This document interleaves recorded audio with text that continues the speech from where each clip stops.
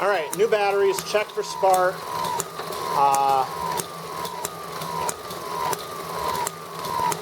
And we'll see if we can make the EM2 go.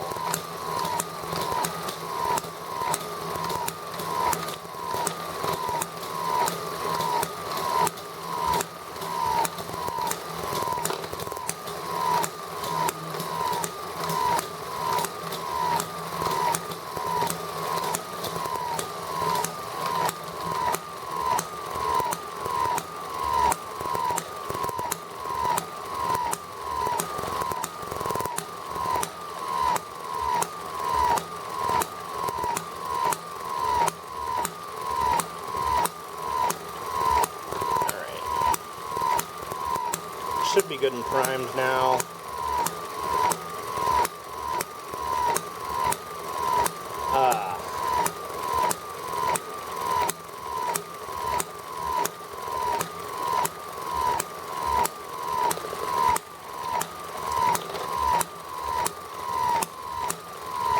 Alright, I guess I should have brought the drill starter for the EM2 because it's not cooperating. I will have to go get my drill and starter for that. And